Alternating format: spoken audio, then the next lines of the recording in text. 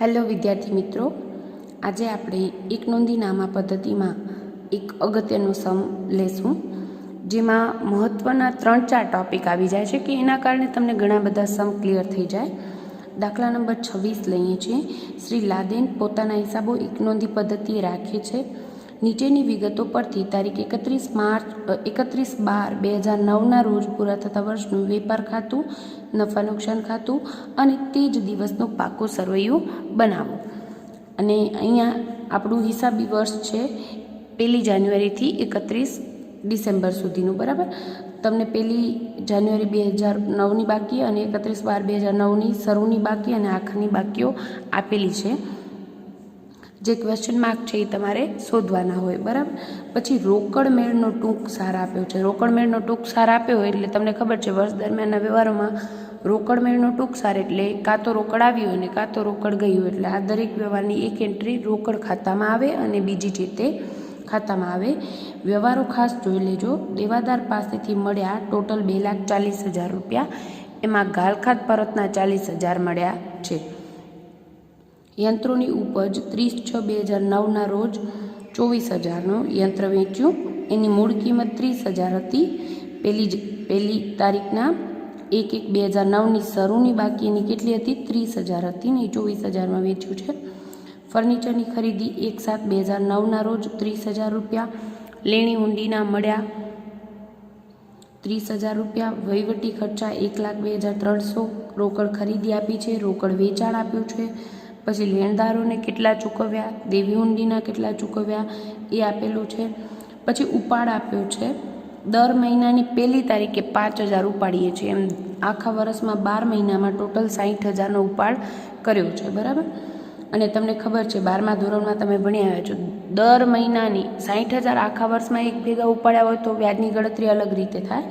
જ્યારે દર મહિનાની 1 તારીખે 5,000 ઉપાડ્યા હોય તો એની ગણતરી કેમ કરવી, તમે ભાગીદારી પેઢીના વાર્ષિક હિસાબો 12મા ધોરણમાં ભણી આવ્યા છો. શ્રીમતી લાદેનને ધીરેલી લોન 1/10/2009ના રોજ 10%ના દરે 1 લાખ. હવે આ દાખલો લેવાનો પર્પઝ શું છે હું તમને ટોપિક કહી દઉં, એટલે દરેક ટોપિક ઉપર તમારું ખાસ ધ્યાન રહે. એક તો જ્યારે વ્યવહારો આપ્યા છે એમાં બ્રેકેટમાં કંઈ આપ્યું છે તો એનો મતલબ થાય છે એ ગુપ્ત હવાલો છે, એટલે એની નોંધ આપણે કરવી પડે. દાખલા તરીકે ઉપાડ 60,000 એટલે ઉપાડ તમે નોંધી નાખશો, પણ બ્રેકેટમાં કીધું દર મહિનાની 1 તારીખે 5,000. દેટ મીન્સ ઉપાડ પર વ્યાજ વખતે આને તમને ધ્યાનમાં લેવું પડે. પછી લાદેનને ધીરેલી લોન, ખાલી લોન ધીરી હોય તો અલગ વસ્તુ હોય, પણ 10%ના દરે 1/10ના ધીરી છે, બ્રેકેટમાં કીધું છે. દેટ મીન્સ વ્યાજનો ટોપિક અહીંયા ધ્યાનમાં લેવો પડે. બરાબર, આ એક ગુપ્ત હવાલો કહેવાય. સેમ વે ખરીદીમાં પણ તારીખ આપી છે. ફર્નિચરની ખરીદીમાં યંત્રોની ઉપજ, યંત્રોના વેચાણ વખતે પણ તમને બ્રેકેટમાં કીધું છે, તો એ ગુપ્ત હવાલા ધ્યાનમાં રાખવા. એટલે લોનનો ટોપિક, ઉપાડ પર વ્યાજનો ટોપિક, આ દાખલો લેવા માટેના 2 મેઇન પર્પઝ. ત્રીજો પર્પઝ યંત્રની ખરીદી કે વેચાણ. અત્યાર સુધી આપણે કોઈ પણ મિલકતની ખરીદી વેચાણ આવતું હોય એવો દાખલો અત્યાર સુધી નથી લીધો. આજે દાખલો લેવાનો મેઇન ટોપિક આ પણ છે. બરાબર, એટલે આટલા વ્યવહારોમાં તમારે ખાસ ધ્યાનમાં રાખવાનું રહેશે.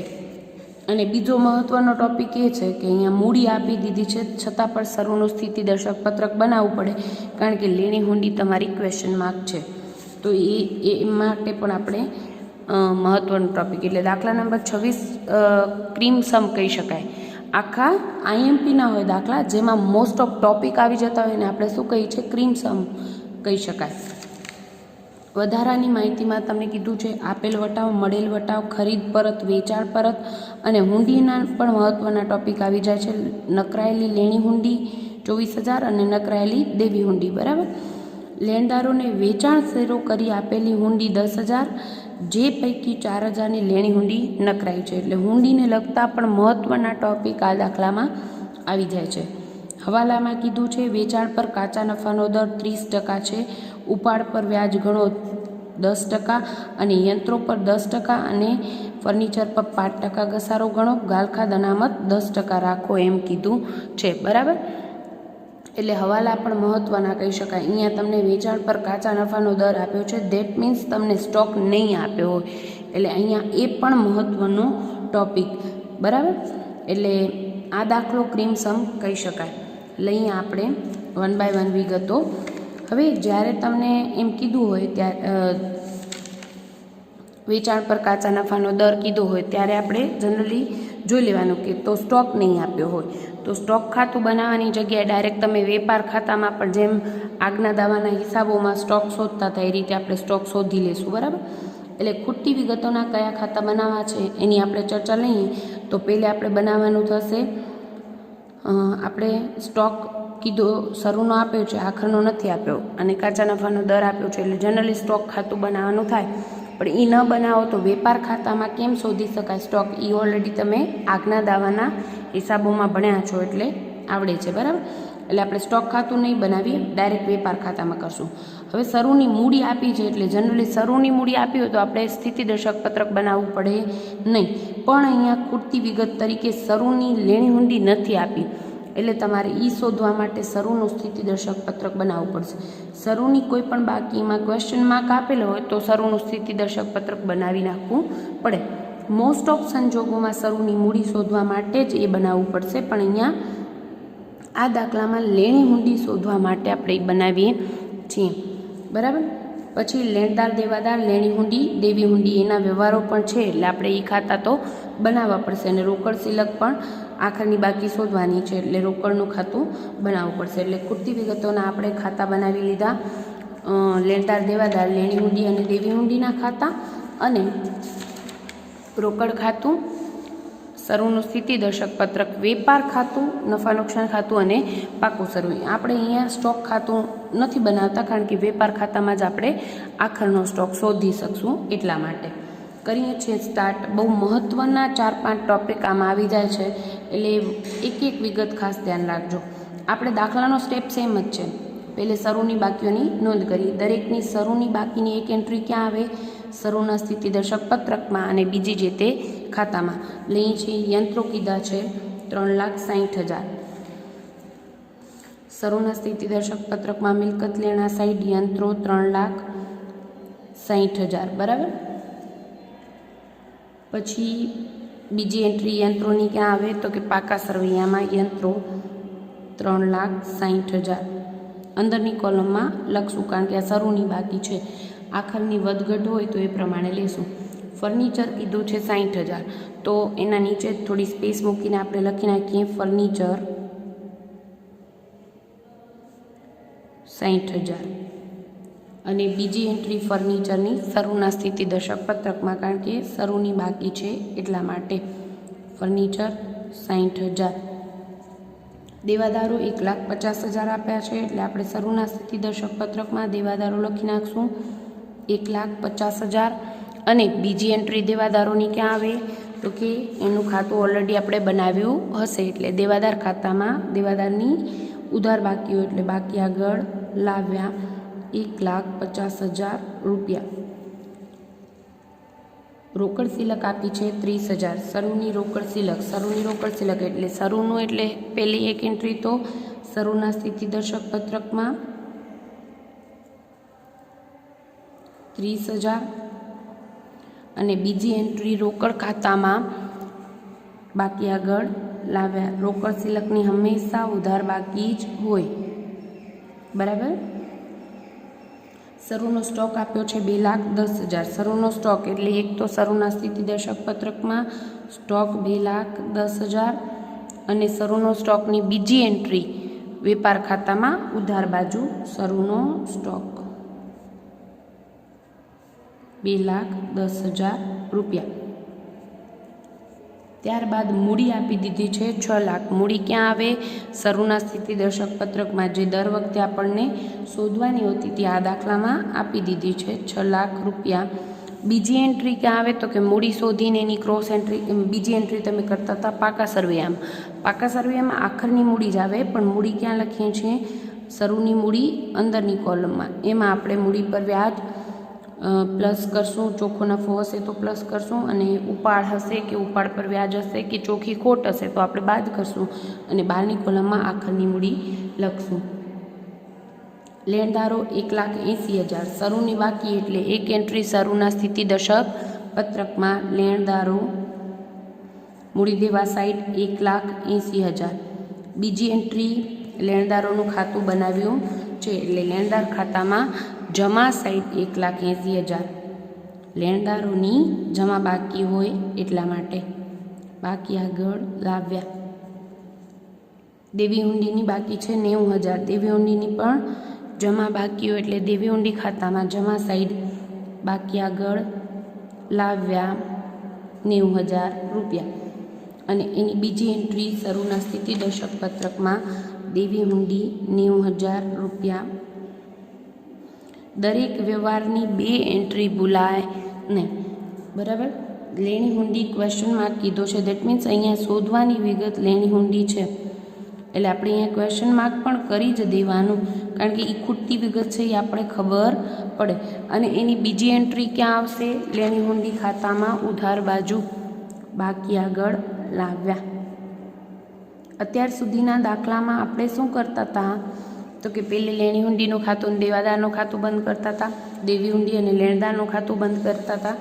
ત્યારબાદ રોકડ અને શરૂનો સ્થિતિ દર્શક પત્રકની આપણે શરૂની મૂડી શોધતા હતા. આપણે અહીંયા પહેલે શું કરવું પડશે? ખાતું બંધ કરતી વખતે પહેલે શરૂનું સ્થિતિ દર્શક પત્રક બંધ કરવું પડશે. જેના આધારે આપણે હુંડી મળશે ત્યારે આપણે હુંડીનું ખાતું પછી બંધ કરશું. બરાબર. કારણ કે શરૂની બાકી એના આધારે આપણે મળવાની છે એ આપણે ખબર પડી ગઈ છે એટલા માટે. એટલે સિક્વન્સ દાખલામાં ખૂટતી વિગતના ખાતા કઈ રીતે બંધ કરવા એનો સિક્વન્સ પણ અહીંયા મહત્વનો ટોપિક કહી શકાય. એટલે પહેલે સ્થિતિ દર્શક પત્રક બંધ કરી પછી હુંડી.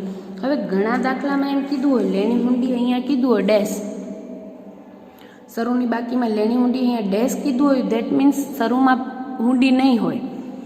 કોઈ દાખલો એવો નહીં હોય જેમાં દેવાદાર કે લેણદારની શરૂની કે આખરની બાકી ના હોય, કારણ કે ધંધો ચાલુ હોય તો લેણદાર ને દેવાદાર તો હોય જ.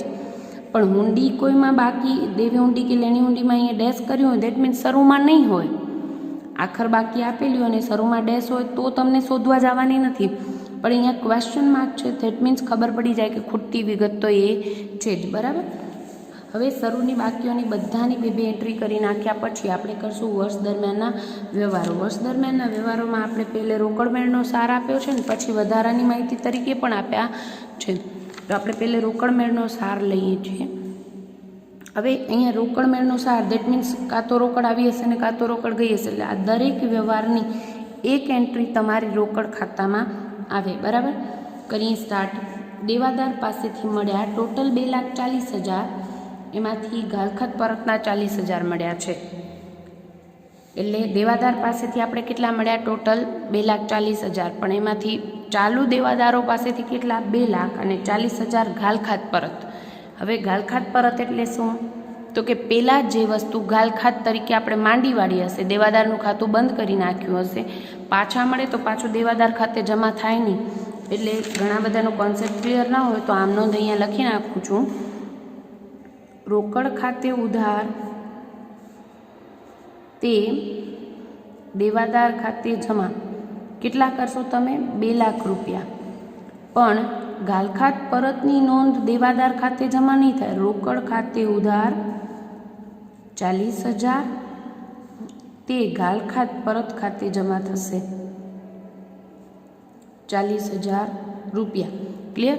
એટલે રોકડ ટોટલ 2,40,000 આવી એટલે રોકડ ખાતે ઉધાર તો 2,40,000 જ થાય. પણ દેવાદાર ખાતે જમા કેટલા થશે? 2 લાખ જ.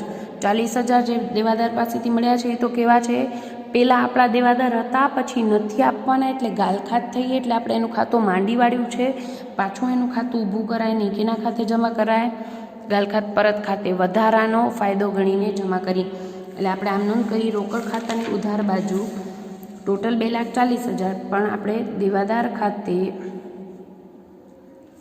2 લાખ અને 40,000 શેના મળ્યા છે? ગાલખાત પરતના. એટલે રોકડ ખાતે ઉધાર તો 2,40,000 જ થયા, કારણ કે 2,40,000 રૂપિયા આવ્યા છે એટલે રોકડ ખાતું ઉધાર. પણ દેવાદાર ખાતે જમા કેટલા? 2 લાખ. વિગતમાં લખશું રોકડ ખાતે. બરાબર. અને ગાલખાત પરત ખાતે જમા ક્યાં કરાય? તો કે નફા નુકસાન ખાતામાં જમા બાજુ આવે ગાલખાત પરત 40,000 રૂપિયા. ક્લિયર? ગાલખાત પરત રોકડ ખાતામાં જમા બાજુ નોંધ થાય. ત્યારબાદ વ્યવહાર આપેલો છે યંત્રોની ઉપજ. અહીંયા આ દાખલો લેવાનો મેઇન પર્પઝ આ છે, અત્યાર સુધી આપણે મિલકતની ખરીદી અને વેચાણના વ્યવહારો આવતા હોય એવા હજી દાખલા નહોતા લીધા, એટલે ધ્યાન રાખજો. આ હવાલો ઘણા બધા દાખલામાં હોઈ શકે. આપણે ગુપ્ત હવાલા તરીકે આપેલું છે યંત્રોની ઉપજ 30/6 યંત્ર વેચ્યું છે 24,000માં. હવે એ શરૂમાં 1/1/2009 30,000નું યંત્ર હતું. વ્યવહાર ખાસ સમજજો, આપણે શરૂની બાકીમાં 1/1/2009 30,000નું યંત્ર હતું, એ 30/6/2009ના રોજ આપણે 24,000માં વેચ્યું છે. હવે મેઇન વસ્તુ, યંત્રો પર ઘસારાનો ટોપિક છે તો કે હા, હવાલા ખાસ જોવો પડે. યંત્રો પર 10% ઘસારો ગણાય છે.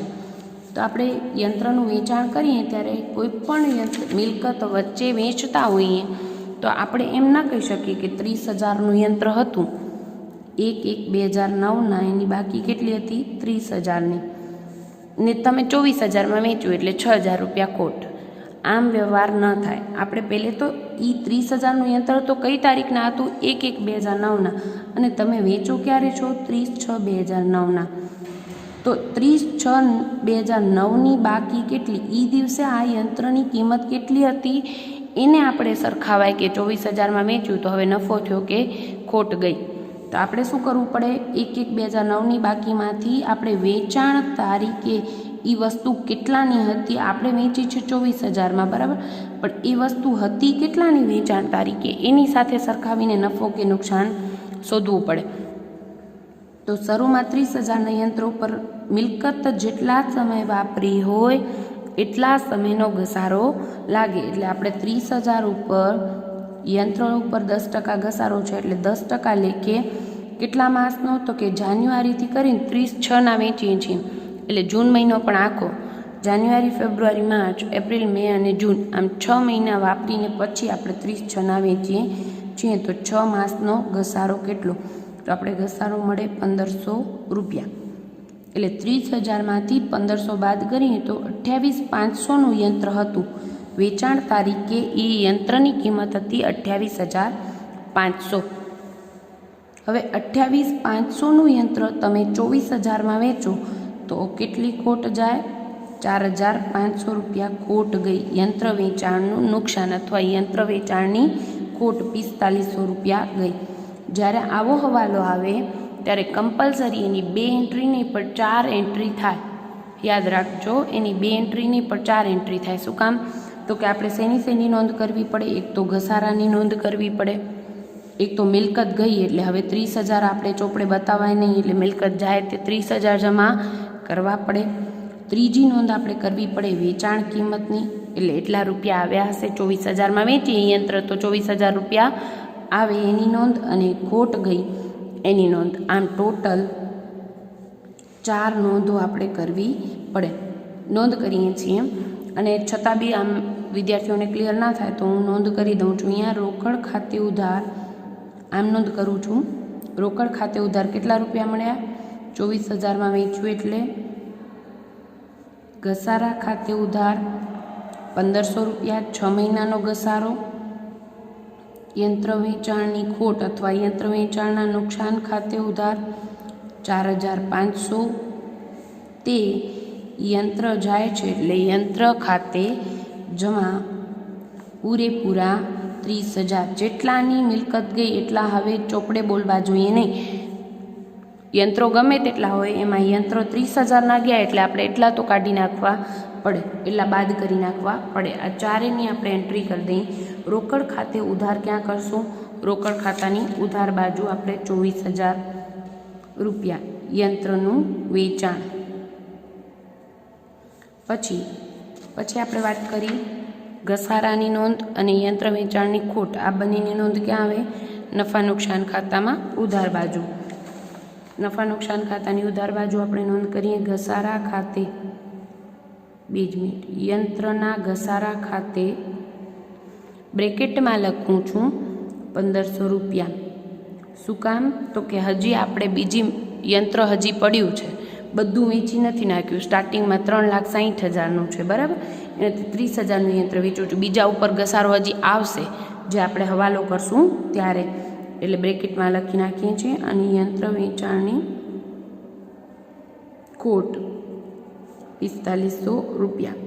અંદરની કોલમમાં લખો, એ જ્યારે ખાતું બંધ કરો ત્યારે બહારની કોલમમાં લખવાનું રહી જાય નહીં, એ ખાસ ધ્યાન રાખવું.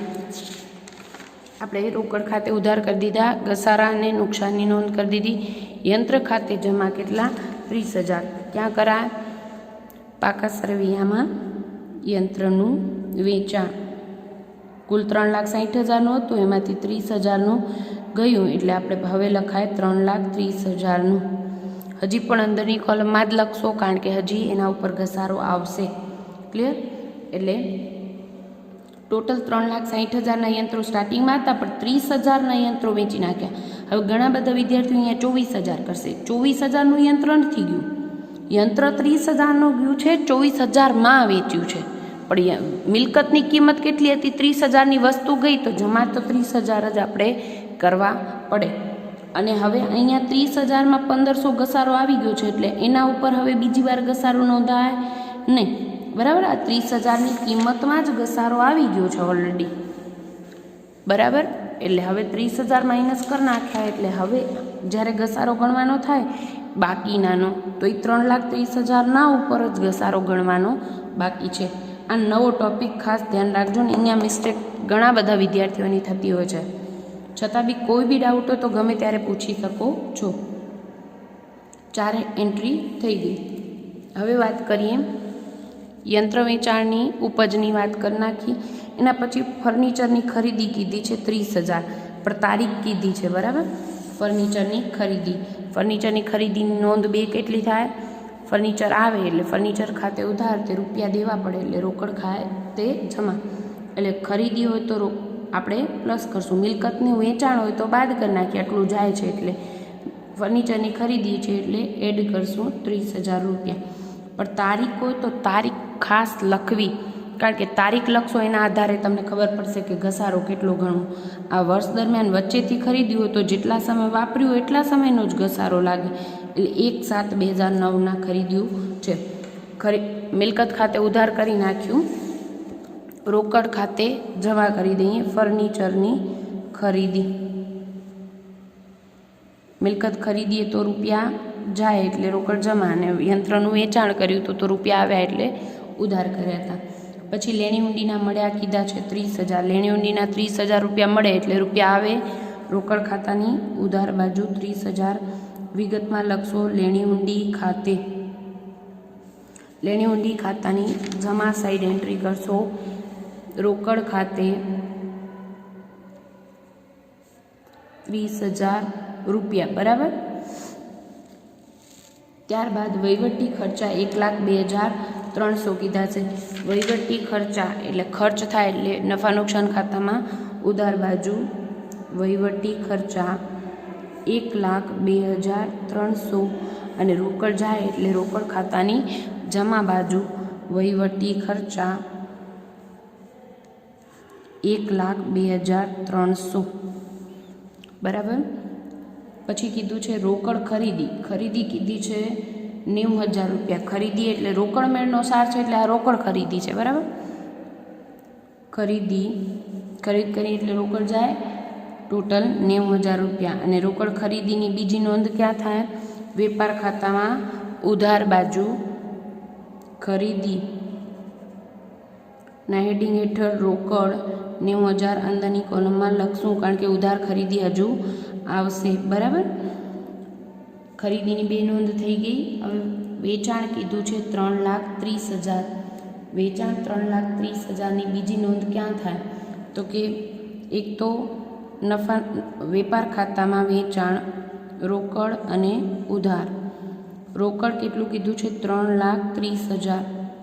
અને બીજી એન્ટ્રી વેચાણ કરી, રોકડ વેચાણ કરી એટલે રૂપિયા આવે, એટલે રોકડ ખાતાની ઉધાર બાજુ વેચાણ ખાતે 3,30,000 રૂપિયા. ત્યારબાદ વ્યવહાર આપેલો છે લેણદારોને ચૂકવ્યા 2,10,000. લેણદારોને રૂપિયા ચૂકવીએ એટલે રોકડ જાય, એટલે જમા બાજુ લેણદાર ખાતે 2,10,000. અને લેણદાર ખાતા રોકડ ખાતે જમા, લેણદાર ખાતે ઉધાર કરવા પડે. લેણદારના ખાતાની ઉધાર બાજુ 2,10,000. વિગતમાં લખશું રોકડ ખાતે. ત્યારબાદ કીધું છે દેવી હુંડીના ચૂકવ્યા 15,000 રૂપિયા. તો દેવી હુંડી ખાતું અહીંયા જ છે, તો આપણે નોંધ કરી નાખીએ. દેવી હુંડીના રૂપિયા ચૂકવીએ એટલે દેવી હુંડી ખાતે ઉધાર, તે રોકડ જાય છે એટલે જમા. રોકડ ખાતે 15,000 રૂપિયા. રોકડના ખાતાની જમા બાજુ એન્ટ્રી કરશું. દેવી હુંડી ખાતે 15,000 રૂપિયા. કોઈ પણ વ્યવહારની બીજી એન્ટ્રી રહી ન જાય એની ખાસ ધ્યાન રાખજો. ત્યારબાદ કીધું છે ઉપાડ 60,000. હવે દર મહિનાની પહેલી તારીખે ઉપાડ 5,000 કરે છે, પણ કુલ ઉપાડ કેટલો છે 60,000. તો પહેલે આપણે મેઇન હવાલાની નોંધ કરી, પછી બ્રેકેટમાં છે એ શેને લગતો છે, આપણે હવાલામાં ઓલરેડી કીધું છે ઉપાડ પર 10% વ્યાજ, એટલે ત્યારે આપણે લઈ લઈશું. બરાબર, અત્યારે આપણે ઉપાડ કર્યો છે 60,000નો, એની વાત કરીએ. તો આપણે રોકડ ઉપાડ કરીએ એટલે ઉપાડ ખાતે ઉધાર, તે રોકડ ખાતે જમા. ઉપાડ ખાતે 60,000 રૂપિયા. 60,000 કેમ આવ્યા? તો કે દર મહિનાની પહેલી તારીખે 5,000, એમ 12 મહિનાના ટોટલ 60,000 ઉપાડ છે. ઉપાડની બીજી એન્ટ્રી ક્યાં આવે? તો કે પાકા સરવૈયામાં મૂડીમાંથી બાદ થાય. ઉપાડ 60,000 રૂપિયા, કુલ ઉપાડ 60,000. બરાબર. પછી કીધું છે શ્રીમતી લાદેનને ધીરેલી લોન. શ્રીમતી લાદેનને ધીરેલી લોન. હવે યાદ રાખજો, ઘણા વિદ્યાર્થીઓ ધીરેલી લોન ને લીધેલી લોનમાં મિસ્ટેક કરતા હોય છે. ધીરેલી લોન એટલે આપણે કોઈકને આપી છે, આપણે કોઈકને રૂપિયા ધીર્યા છે, તો એ આપણું લેણું છે. રોકાણ એટલે આપણે મિલકત લેણા સાઈડ આવે. બરાબર, સોરી અહીંયા મિસ્ટેક થઈ ગઈ છે, વિગત ના આવે. પાકા સરવૈયામાં શું લખાય? મૂડી દેવા અને મિલકત લેણા. હવે આપણે કોઈને રૂપિયા ધીરીએ તો આપણે ક્યાં નોંધીએ? મિલકત લેણા સાઈડ નોંધ થાય. બરાબર. જ્યારે આપણે લીધી હોય લોન તો એ આપણું દેવું છે, તો ક્યાં આવે? મૂડી દેવા સાઈડ આવે. આપણે અહીંયા શ્રીમતી લાદેનને ધીરેલી લોન કીધી છે 1 લાખ રૂપિયા, એટલે એક એન્ટ્રી ક્યાં આવે? મિલકત લેણા સાઈડ.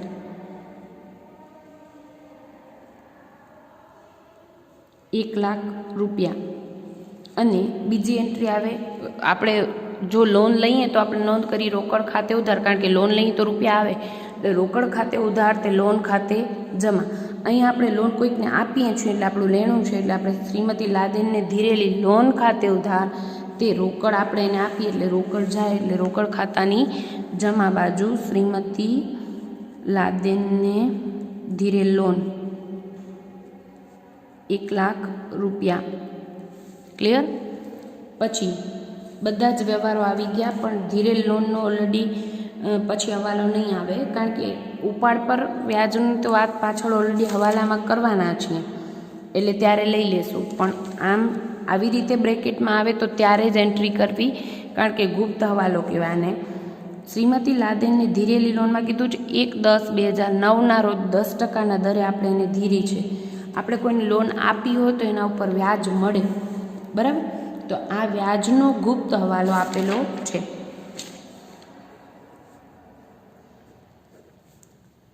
એક લાખની લોન દીધી હતી 10%ના દરે, અને ક્યારે આપી હતી? તો કે આપણે આપી છે એને લોન, એને આપણે લોન આપી છે 1/10/2009ના, ને આપણું વર્ષ યાદ રાખીએ, અહીંયા કેલેન્ડર વર્ષ છે, એટલે 31/12ના પૂરું થાય છે, એટલે 10મો મહિનો પહેલી તારીખે જ આપી છે લોન, એટલે 10મા મહિનાનું વ્યાજ, 11મા મહિનાનું અને 12મો ડિસેમ્બર મહિનો, એમ ટોટલ 3 મહિનાનું વ્યાજ આપણે એમને આપવાનું થાય, એમની પાસેથી લેવાનું થાય છે, એટલે ×3/12.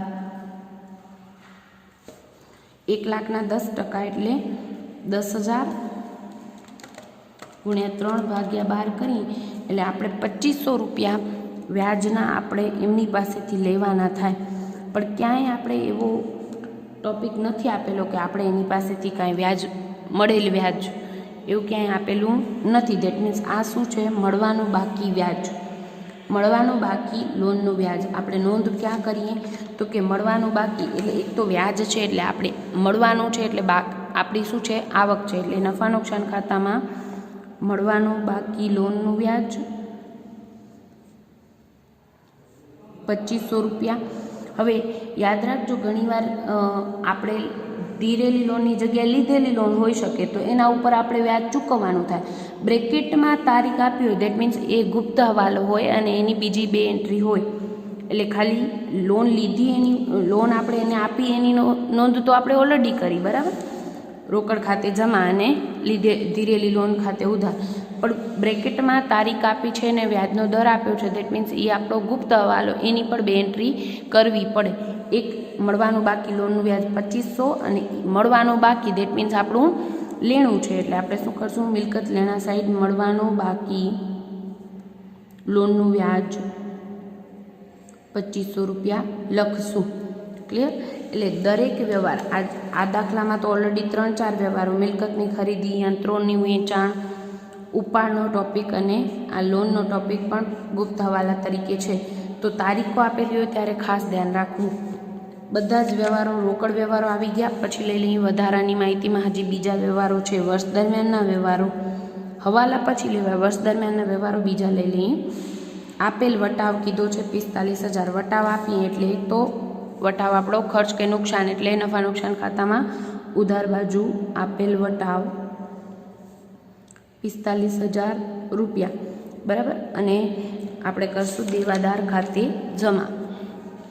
વટાવ કોને આપવાનો થાય? દેવાદારને, એટલે દેવાદાર ખાતે જમા. વિગતમાં લખશું વટાવ ખાતે 45,000. મળેલ વટાવ 6,000. મળે કોની પાસેથી વટાવ? લેણદાર પાસેથી, એટલે એક નોંધ થાય લેણદાર ખાતે ઉધાર. તે વટાવ મળે તો આપણી વધારાનો ફાયદો છે એટલે નફા નુકસાન ખાતે જમા કરશું. લેણદાર ખાતે ઉધાર તે વટાવ ખાતે જમા ક્યાં કરશું? નફા નુકસાન ખાતાની જમા બાજુ મળેલ વટાવ. પછી ખરીદ પરત આપ્યું છે 14,000. ખરીદ પરત ક્યાં નોંધ થાય? તો કે લેણદાર ખાતે ઉધાર તે ખરીદ પરત ખાતે જમા. 14,000 રૂપિયા. અને ખરીદ પરતની બીજી એન્ટ્રી તો કે વેપાર ખાતામાં ખરીદીમાંથી બાદ થાય. હવે રોકડ ખરીદી તો લખી, ઉધારની જગ્યા રાખી, એ બંનેનું ટોટલ આવશે, એમાંથી આપણે ખરીદ પરત બાદ કરશું. ઉધાર ખરીદી હજી આપણે લેણદાર ખાતા પરથી મળશે એટલે એની સ્પેસ મૂકવી. ત્યારબાદ કીધું છે વેચાણ પરત 30,000. વેચાણ પરત ખાતે ઉધાર તે દેવાદાર ખાતે જમા. તો પેલે વેચાણ પરત ખાતે ક્યાં નોંધ થાય? વેચાણ વેપાર ખાતામાં વેચાણમાંથી વેચાણ પરત બાદ થાય. ટોટલ આપેલું છે 30,000 રૂપિયા. અને દેવાદાર ખાતે જમા કરશું વેચાણ પરત ખાતે.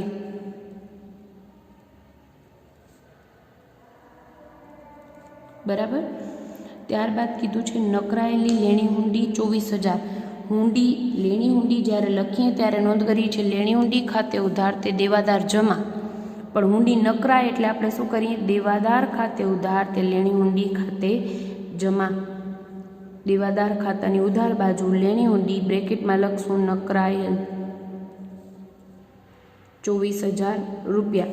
અને લેણી હુંડી ખાતાની જમા બાજુ વિગતમાં લખશું દેવાદાર ખાતે બ્રેકેટમાં ખાસ લખજો નકરાયેલ હુંડી, કારણ કે એ વ્યવહાર અત્યાર સુધી આવ્યો નથી અને નહીંતર જનરલી તમે દેવાદાર ખાતે આ સાઈડ વિગત શોધતા હો છો વર્ષ દરમિયાન લખેલી હુંડી, એટલે ભૂલ ન થઈ જાય એટલે બ્રેકેટમાં લખજો કે આ શેના આવ્યા છે?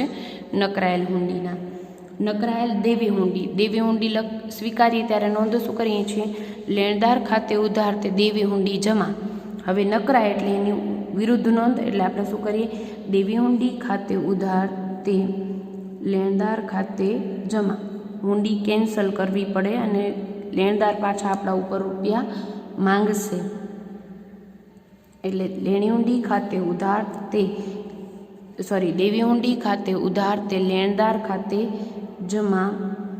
વિગતમાં દેવી હુંડી ખાતે બ્રેકેટમાં ખાસ લખજો નકરાયેલ 12,000 રૂપિયા.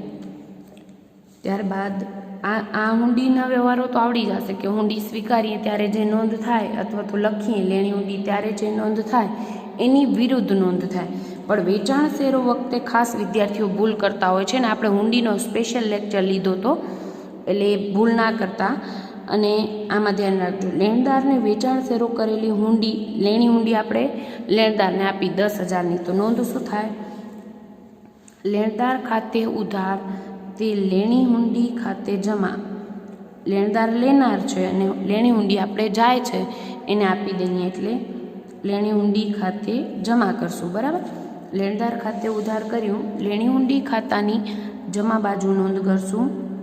લેણદાર ખાતે 10,000, એમાં પણ બ્રેકેટમાં લખવું હોય તો લખી શકીએ વેચાણ શેરો.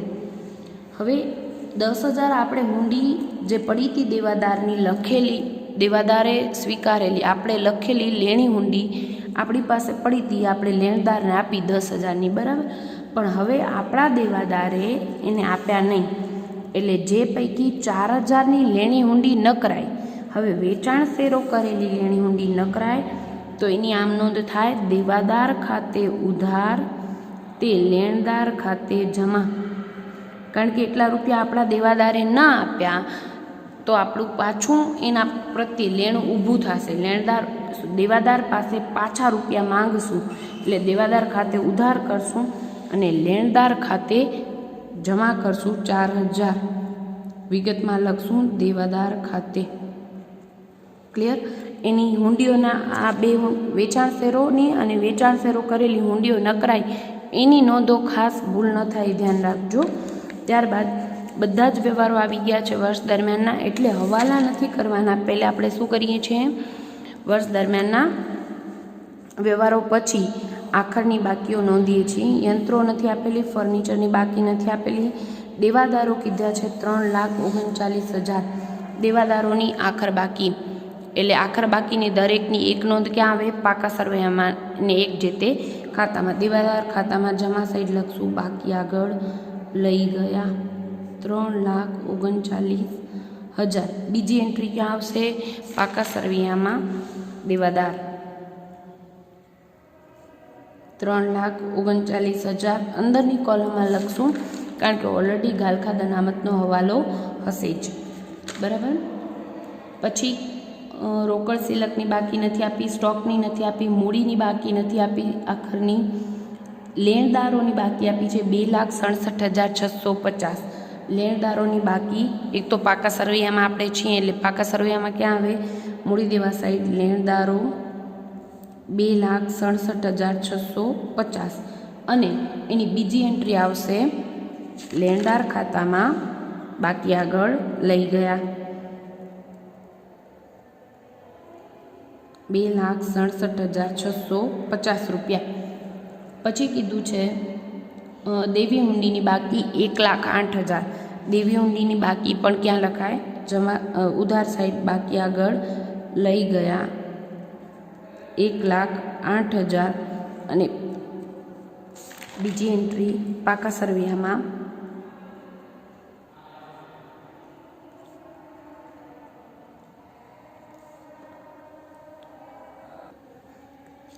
ત્યારબાદ લેણી હુંડીની બાકી 1,26,000. લેણી હુંડીની બાકી પાકા સરવૈયામાં આવે મિલકત લેણા સાઈડ લેણી હુંડી 1,26,000 અને બીજી એન્ટ્રી લેણી હુંડીના ખાતામાં જમા સાઈડ બાકી આગળ લઈ ગયા 1,26,000 રૂપિયા. બધી જ આખર બાકીઓ આવી ગઈ. પછી આપણે હવાલા કરવાના છે, પણ હવાલા કરતાં પહેલાં આપણે ખૂટતી વિગતના ખાતા બંધ કરવા પડે. હવે આ દાખલામાં સૌથી મહત્ત્વનો ટોપિક એ છે કે ખૂટતી વિગતના ખાતા આપણે દરેક વખતે શું કરતા હતા? લેણી હુંડી ખાતું બંધ કરીએ, પછી દેવાદાર ખાતું બંધ કરીએ, એ રીતે સિક્વન્સમાં જતા હતા. પણ અહીંયા આપણે શું કરવું પડશે? પહેલે શરૂનું સ્થિતિ દર્શક પત્રક બંધ કરવું પડશે કારણ કે અહીંયા શરૂની મૂડી આપી હતી પણ લેણી હુંડીની શરૂની બાકી આપણે શોધવાની વિગત છે તો આપણે કરી નાખીએ પહેલે એ ખાતું બંધ. હવે અહીંયા જ વિગત શોધવાની છે એટલે ટોટલ આ સાઈડનું પહેલે કરશું 8,70,000 બરાબર. એમાંથી આ સાઈડની વિગતો બાદ કરી નાખીએ. 3,60,000, 60,000, 1,50,000, 30,000 અને 2,10,000 બાદ કરી નાખીએ એટલે 60,000 ખૂટે છે. એ વિગત શું છે? શરૂની બાકીની લેણી હુંડી. બરાબર, 60,000 શરૂની બાકી લેણી હુંડી. લેણી હુંડી ખાતામાં ખૂટતી વિગતની ક્યાંક ને ક્યાંક એન્ટ્રી હોય ને. ઓલરેડી આમાં તો ખૂટતી વિગત આ જ હતી ને, એ આપણે શોધવા અહીંયા આવ્યા હતા. હવે આવી જઈએ લેણી હુંડી ખાતામાં ઉધાર બાજુ 60,000. બરાબર, હવે આપણે કરીએ ખાતું બંધ. હવે પાછા સિક્વન્સમાં જશું તો વાંધો નથી, કારણ કે હુંડીની બાકી આપણે શોધવા એ પહેલે સ્થિતિ દર્શક પત્રક બંધ કરવું પડે.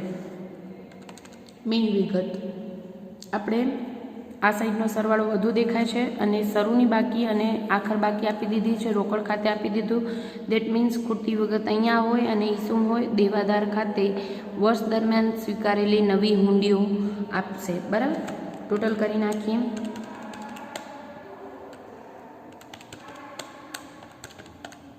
1,90,000 એમાંથી બાદ કરી નાખીએ 60,000 એટલે આપણને મળશે 1,30,000 વર્ષ દરમિયાન સ્વીકારેલી લખેલી લેણી હુંડીઓ, દેવાદારે વર્ષ દરમિયાન સ્વીકારેલી હુંડીઓ. આની ક્યાંક ને ક્યાંક ક્રોસ એન્ટ્રી હોય અને આપણે ખબર છે ક્યાં દેવાદાર ખાતામાં જમા સાઈડ આવે લેણી હુંડી ખાતે 1,30,000 રૂપિયા. ક્લિયર? હવે ખાતું આ બંધ કરીએ એટલે આના ઉપરથી આપણને ખબર પડશે કે શું ખૂટે છે. તો કે દેવાદાર ખાતામાં શરૂની બાકી આખર બાકી આપી દીધી છે, રોકડ ખાતે પણ આપી દીધું. દેટ મીન્સ અહીંયા ખૂટતી વિગત શું હોય? ઉધાર વેચાણ. ઉધાર વેચાણ ટોટલ કરી નાખીએ.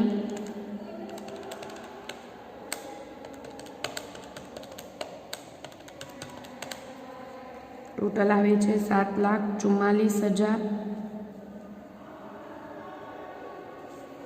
એમાંથી બાદ કરી દઈએ 1,50,000 અને 24,000 ને 4,000 એટલે મળશે 5,66,000.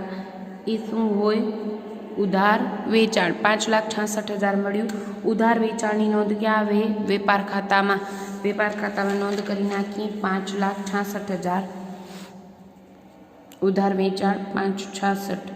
હવે આ આવી ગયું છે એટલે સાથે જ બહારની કોલમમાં લખી દઈએ.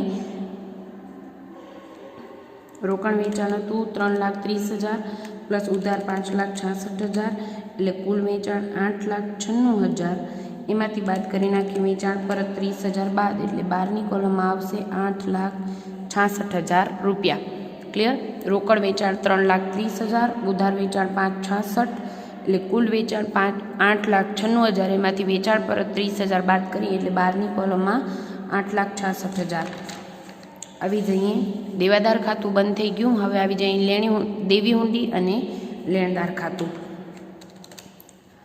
દેવી હુંડી ખાતામાં પણ શરૂની બાકી આખર બાકી આપી દીધી છે, રોકડ ખાતે આપી દીધું છે. દેટ મીન્સ અહીંયા શું ખૂટતું હોય?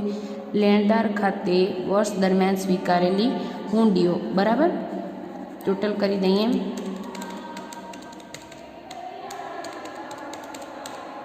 $1,35,000 માઇનસ 90,000 એટલે 45,000 રૂપિયા. લેણદાર ખાતે 45,000 જે શોધ્યા એ વિગતની ક્રોસ એન્ટ્રી ભૂલાય નહીં. 45,000 લેણદાર ખાતાની ઉધાર બાજુ લખશું, વિગતમાં લખશું દેવી હુંડી ખાતે. બરાબર, હવે લેણદારનું ખાતું બંધ કરી નાખીએ. લેણદારનું ખાતું બંધ કરીએ તો એમાં પણ શરૂની બાકી આખર બાકી આપી દીધું છે, રોકડ ખાતે આપી દીધા છે. દેટ મીન્સ અહીંયા ખૂટતી વિગત શું છે? ઉધાર ખરીદી. શરૂની ને આખરની બાકી આપી દીધી તો જનરલી દેવાદાર ખાતામાં ઉધાર વેચાણ ખૂટતું હશે અને લેણદાર ખાતામાં ઉધાર ખરીદી ખૂટતી હશે. શરૂની ને આખરની બાકી બંને આપી દીધી હોય ત્યારે, એટલે એ વસ્તુ ધ્યાન રાખજો.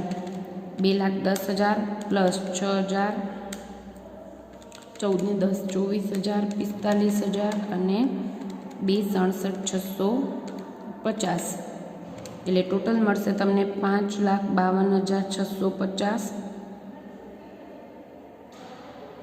એમાંથી બાદ કરીએ 1,80,000 અને 12 ને 4 16,000 બાદ કરી નાખીએ એટલે 3,56,650 એ આપણને આવ્યું ઉધાર ખરીદી.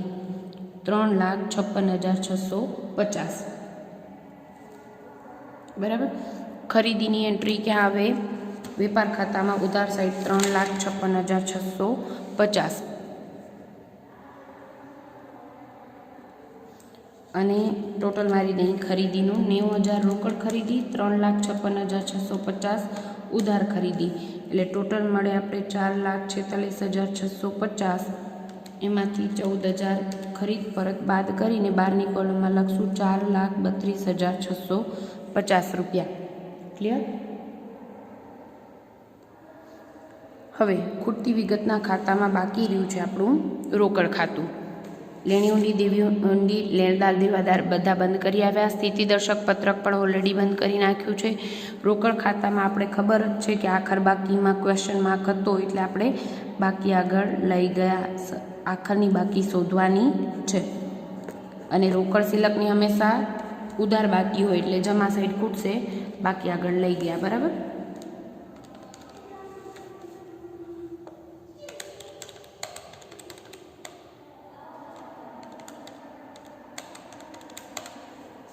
$6,54,000 માઇનસ 30,000, 1,02,300 માઇનસ 90,000 માઇનસ 2,10,000 માઇનસ 15,000 અને 160 બાદ કરીએ એટલે આપણને મળશે 46,700.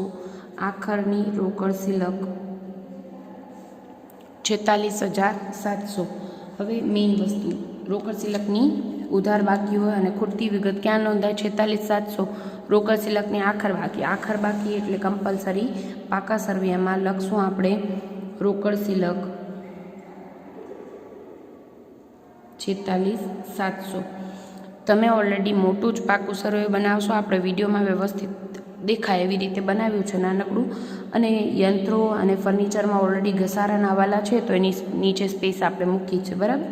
દેવાદારમાં પણ હવાલો છે એટલે આપણે રોકડ સિલક 46,700 અહીંયા લખશું.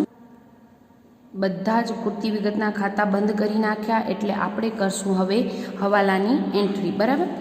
હવાલામાં કીધું છે વેચાણ પર કાચા નફાનો દર 30% છે. દેટ મીન્સ આપણે વેચાણ પર કાચો નફો આપેલો હોય તો આપણે વેચાણ પર કાચા નફાનો દર આપ્યો એટલે આપણે કાચો નફો શોધી શકશું. અને આપણે ખબર છે કે અહીંયા કાચો નફો આખો સ્ટોક શોધવાનો છે. દર વખતે આપણે અત્યાર સુધી શું કરતા હતા? સર્વનો સ્ટોક ખરીદી, વેચાણ અને આખો સ્ટોક આપેલો અને કાચો નફો શોધતા હતા. અહીંયા વેચાણ પર કાચા નફાનો દર 30% આપ્યો છે એટલે 8,66,000ના 30% લઈને આપણે કાચો નફો મળી જશે. અને આખા સ્ટોક ઓલરેડી ક્વેશ્ચન માર્ક હતું એટલે આપણે એ શોધવાની વિગત છે. બરાબર ને? આ તમને ટોપિક આવડી જશે કારણ કે આપણે આજના દાવાના હિસાબોમાં કાચું વેપાર ખાતું બનાવીને આ રીતે શોધતા હતા. 8,66,000ના 30% એટલે 2,59,800 મળશે. બરાબર. 2,59,800 પ્લસ 2,10,000 પ્લસ 4,32,650 કરીએ એટલે આપણે મળશે 9,02,450. એમાંથી 8,66,000 બાદ કરી નાખી એટલે આપણને મળશે 36,450. જે શું કહેવાય? આખરનો સ્ટોક 36,450. ને આપણે ખબર છે કે આપણે શોધવાનું તો આ એટલે આપણે જનરલી વેપાર ખાતું પહેલે બંધ ના કરાય, બધા હવાલા આવી જાય પછી આપણે વેપાર ખાતું બંધ કરીએ. પણ આપણે ખબર છે કે આમાં ખૂટતી વિગત શું છે? આખા સ્ટોક અને કાચા નફાનો દર એટલે જ આપી દીધેલો છે. અને યાદ રાખીએ આપણે શું કીધું છે? વેચાણ પર કાચા નફાનો દર 30% એટલે વેચાણ ઉપર કાચો નફો 30%. એટલે વેચાણ આપણી પાસે હતું 8,66,000 એના 30% લીધા. પણ કોઈક દાખલામાં કીધું હોય કે પડતર પર નફાનો દર 30% છે તો તમને ધારીને જવું પડે કારણ કે આપણી પાસે પડતર નથી, આપણી પાસે વેચાણ છે. બરાબર. તો ધારો કે પડતર 100 છે પ્લસ 30 નફો એટલે 130 વેચાણ થાય અને એના આધારે આપણે કાચો નફો શોધીએ, જેની ચર્ચા આપણે આગળના ચેપ્ટરમાં બહુ ડિટેલમાં જ લીધી છે. એટલે ધ્યાન રાખજો કે નફાનો દર વેચાણ પર જ આપેલો હોય ને તો જ આપણે ડાયરેક્ટ કરવાનું. બરાબર. હવે આપણે કરીએ છીએ બીજો હવાલો. વેચાણ પર કાચા નફાનો દર આપી દીધો હતો, એટલે આપણે કાચો નફો શોધ્યો અને એની એક એન્ટ્રી અહીંયા અને બીજી એન્ટ્રી આપણે નફા નુકસાન ખાતામાં જમા સાઈડ ઓલરેડી કરવાના છીએ. દરેક વ્યવહારની 2 એન્ટ્રી હોય તો અહીંયા તો હવાલામાં કાચા નફાનો ટોપિક હતો એટલે આપણે એની પર બીજી એન્ટ્રી કરી જ નાખી. 2,59,800 બરાબર. હવે એના પછી હવાલો આપેલો છે ઉપાડ પર 10% વ્યાજ ગણો. અને આ દાખલાનો મેઇન ટોપિક આ છે, કારણ કે કદાચ તમને 12માનો ટોપિક યાદ ન હોય તો આપણે અહીંયા રિપીટ કરી લઈએ. ઉપાડ પર 10% વ્યાજ ગણવાનું છે. ઉપાડ ટોટલ 60,000, પણ શું કીધું હતું? દર મહિનાની 1લી તારીખે ઉપાડ પર વ્યાજ દર મહિનાની 1લી તારીખે આપણે 5,000 રૂપિયા એમ 12 મહિનાના કુલ 60,000 ઉપાડ કર્યો છે. પણ જ્યારે તમે 12મામાં ભણીને આવ્યા છો કે ઉપાડ દર મહિનાની 1લી તારીખે થાય તો આપણે વ્યાજ કેમ ગણીએ? 5,000 ઉપર ઉપાડ પર વ્યાજ 10% કીધું છે, એટલે 10% લેખે કેટલા મહિનાનું? તો કે 78 મહિનાનું વ્યાજ આવે. 78 મહિનાનું વ્યાજ આવે, બરાબર. અને કેમ આવે એ હું તમને સમજાવું છું. પહેલાં આપણે ગણતરી કરી લઈએ. 3250 રૂપિયા ઉપાડ પર વ્યાજ થશે, બરાબર. પણ મેઇન વિગત અહીંયા કે 78 શું કામ આવે? તો 12મામાં તમે ભણ્યા હશો કે દર મહિનાની 1લી તારીખે નિશ્ચિત સમયાંતરે ઉપાડ થતું હોય તો આપણે કેટલું લઈએ છીએ? દર મહિનાની 1લી તારીખે હોય તો તમે 78 માસનું વ્યાજ લેશો, બરાબર. દર મહિનાની છેલ્લી તારીખે હોય, લાસ્ટ છેલ્લી તારીખે હોય તો તમે લેશો 66 માસનું વ્યાજ, બરાબર. અને દર મહિનાની વચ્ચે એટલે 15મી કે 16મી તારીખે ઉપાડ કર્યો છે એમ કીધું હોય તો આપણે 72 માસનું વ્યાજ લેતા હતા. તમે ઓલરેડી આ ટોપિક 12મા ધોરણમાં ભણીને આવ્યા છો, છતાં પણ આપણે અત્યારે ચર્ચા લેશું. અત્યારે તમે આ નોંધ લખી નાખજો કે દર મહિનાની 1લી તારીખે ઉપાડ કર્યો હોય તો 78 માસનું વ્યાજ, દર મહિનાની છેલ્લી તારીખે ઉપાડ કર્યો તો 66 માસનું વ્યાજ, અને દર મહિનાની 15મી કે 16મી તારીખે એટલે કે મહિનાના વચ્ચેના દિવસે ઉપાડ કર્યો તો 72 માસનું વ્યાજ લેવાય. એ કેમ? તો કે દર મહિનાની 1લી તારીખે એટલે પહેલા મહિનામાં જે ઉપાડ કર્યો હશે એના ઉપર 12 મહિનાનું વ્યાજ, બીજા મહિનામાં ઉપાડ કર્યો હોય એના ઉપર 11 માસનું, ત્રીજા મહિનામાં જે ઉપાડ કર્યો હોય એના ઉપર 10 માસનું વ્યાજ, ચોથા મહિનામાં જે ઉપાડ કર્યો હોય એના ઉપર 9 મહિનાનું. એવી રીતે 5મા મહિનામાં ઉપાડ કર્યો હોય તો 5મા મહિનામાં 1લી તારીખે એટલે આપણે 5મો, 6ઠ્ઠો, 7મો, 8મો એમ કરીને 8 મહિનાનું વ્યાજ. પછી 6ઠ્ઠા મહિનામાં ઉપાડ કર્યો હોય એના ઉપર 7 મહિનાનું વ્યાજ. 7મા મહિનાની 1લી તારીખે ઉપાડ કર્યો હોય તો આપણે એના ઉપર 6 મહિનાનું વ્યાજ, કારણ કે 7મો મહિનો 8મો, 9, 10, 11 ને 12 આમ ટોટલ 6 માસનું વ્યાજ. 8મા મહિનાની 1લી તારીખે ઉપાડ કર્યો હોય એના ઉપર 5 મહિનાનું વ્યાજ. ઓગસ્ટમાં એટલે ઓગસ્ટ મહિનાની 1લી તારીખે એટલે August, September, October, November, December આમ ટોટલ 5 મહિનાનું વ્યાજ લાગે. 9મા મહિનાની 1લી તારીખે ઉપાડ કર્યો હોય તો 4 મહિનાનું વ્યાજ. પછી 10મા મહિનામાં ઓક્ટોબરમાં ઉપાડ કર્યો હોય તો ઓક્ટોબર, નવેમ્બર ને ડિસેમ્બર આમ 3 મહિનાનું વ્યાજ. નવેમ્બરની 1લી તારીખે ઉપાડ કર્યો હોય તો આપણે 11મા મહિનો ને 12મો મહિનો આમ 2 મહિનાનું વ્યાજ. અને ડિસેમ્બરની 1લી તારીખે ઉપાડ કર્યો હોય તો ફક્ત 1 ડિસેમ્બર મહિનાનું વ્યાજ. આમ કુલ આ તમે આનું ટોટલ કરો તો કેટલા થાય? 78 માસ થાય. એટલે આપણે આ રીતે ઓલરેડી દરેક મહિનાનો ગણીએ તો લાંબી ગણતરી થઈ જાય. એટલે જનરલી આપણે શું કરીએ છીએ?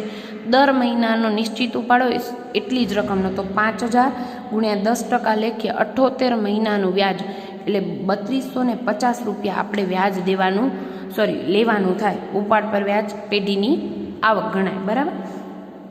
તો આપણે ઉપાડ પર વ્યાજ ગણી લીધું 3250 રૂપિયા. એટલે આના જેવો જ દાખલા નંબર કંઈક 16 પણ છે, ઉપાડ પર વ્યાજનો ટોપિક છે.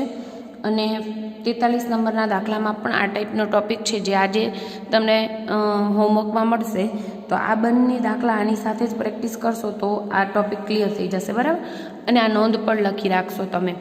હવે અત્યારે વાત કરી છે ઉપાડ પર વ્યાજનો હવાલો હતો 3250 રૂપિયા. એની આપણે નોંધ ક્યાં કરી? ઉપાડ પર વ્યાજ મૂડી પર વ્યાજ પેઢીનો ખર્ચ છે, જ્યારે ઉપાડ પર વ્યાજ એની આવક છે. એટલે નફા નુકસાન ખાતામાં જમા બાજુ ઉપાડ પર વ્યાજ 3250 રૂપિયા. અને બીજી એન્ટ્રી ક્યાં આવે? તો કે મૂડીમાંથી આપણે ઉપાડ પર વ્યાજ શું કરશું? બાદ કરશું 3250 રૂપિયા. ક્લિયર? એટલે ઉપાડ પર વ્યાજ આવી ગયું છે। એના પછી આપણે ત્રીજો હવાલો લઈ લઈએ। યંત્રો પર 10% અને ફર્નિચર પર 5% ઘસારો ગણવાનો છે। તો યંત્રો પર 10% ઘસારો અને ફર્નિચર પર 5%। યંત્રો પર ઘસારો, યંત્રની બાકી કેટલી છે? 3,30,000, એટલે આપણે ઘસારો ગણી નાખીએ એના પર 10%, 33,000 રૂપિયા, એટલે બહારની કોલમમાં આવશે 2,97,000 રૂપિયા। ક્લિયર? એટલે આપણે યંત્રનું વેચાણ કરી નાખ્યું છે 30,000, એના ઉપર ઘસારો ફરીથી ન ગણાય, એના ઉપર આપણે 1,500 ઘસારો, વેચાણ તારીખ સુધીનો ઘસારો લઈ લીધો છે અને એની આપણે નોંધ કરી નાખી છે। એટલે હવે જે યંત્રોની બાકી રહી છે 3,30,000, એના ઉપર જ 10% લેખે 33,000 ઘસારો ગણવાનો થાય। એ બાદ કરીને બહારની કોલમમાં લખશું 2,97,000 અને યંત્રનો ઘસારો નફા નુકસાન ખાતાની ઉધાર બાજુ 33,000 આપણે લખીને બહારની કોલમમાં લખશું 34,500। વેચેલ યંત્રનો ઘસારો 1,500 અને બાકી બચ્યા છે એ યંત્રોનો 33,000, આમ કુલ બહારની કોલમમાં 34,500। ત્યારબાદ કીધું છે ફર્નિચર પર 5% ઘસારો। ફર્નિચરની બાકી ટોટલ છે 90,000, પણ એમાં ઘસારાની ગણતરી આપણે જોવી પડે, કારણ કે વર્ષની વચ્ચે ખરીદ્યું છે। તો શરૂમાં 60,000નું ફર્નિચર હતું અને 1/7/2009ના 30,000નું બીજું ફર્નિચર ખરીદી આવ્યા છીએ। તો આપણે એના ઉપર ઘસારાની કેલ્ક્યુલેશન કરી લઈએ। ફર્નિચર પર ઘસારો 5% લેખે, શરૂના જે 60,000 હતા એના પર આખા વર્ષનો ઘસારો 5% લેખે 3,000 રૂપિયા, પણ વર્ષ દરમિયાન 30,000નો ખરીદી આવ્યા એના ઉપર 5% લેખે જુલાઈ મહિનામાં ખરીદી આવ્યા છીએ, એટલે 7મા મહિનાથી 7, 8, 9, 10, 11 ને 12, અહીંયા કેલેન્ડર વર્ષ છે એટલે ડિસેમ્બર સુધીનો 6 માસનો ઘસારો આપણે લાગે। મિલકત જેટલા સમય વાપરી હોય એટલા સમયનો ઘસારો લાગે, એટલે આપણને મળશે 750 રૂપિયા। ટોટલ થશે 3,350 ફર્નિચર પર ઘસારો। યાદ રાખીએ, વર્ષ વચ્ચેથી ખરીદી હોય તો મિલકત જેટલા સમય વાપરી હોય એટલા સમયનો જ ઘસારો ગણવો। 3,350 ફર્નિચરમાંથી બાદ કરી દઈશું આપણે, એટલે બહારની કોલમમાં 86,250 અને ઘસારાની બીજી એન્ટ્રી નફા નુકસાન ખાતાની ઉધાર બાજુ ફર્નિચર પર ઘસારો 3,350 રૂપિયા। ક્લિયર? ત્યારબાદ છેલ્લો વાલો છે ગાલખાદ અનામત 10% રાખો। ગાલખાદ અનામત દેવાદારની બાકી ઓલરેડી આપણે લખેલી છે પાકા સરવૈયામાં અંદરની કોલમમાં।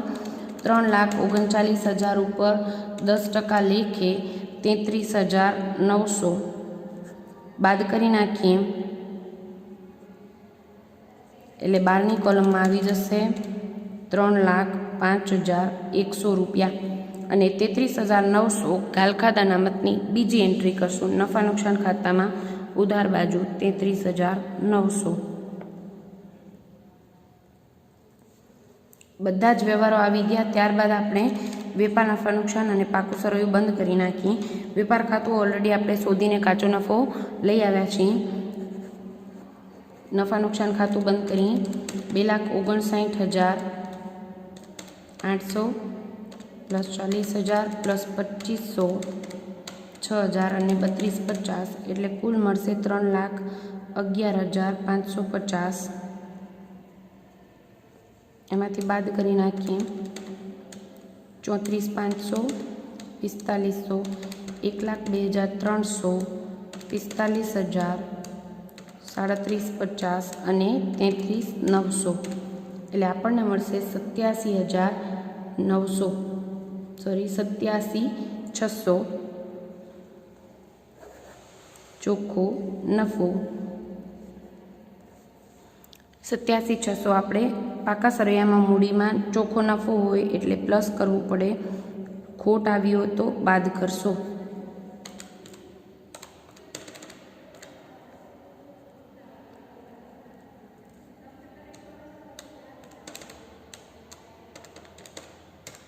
એટલે બારની કોલમમાં આખરની મૂડી આવશે 6,24,350 અને કરી નાખીએ પાકા સરવૈયાનું ટોટલ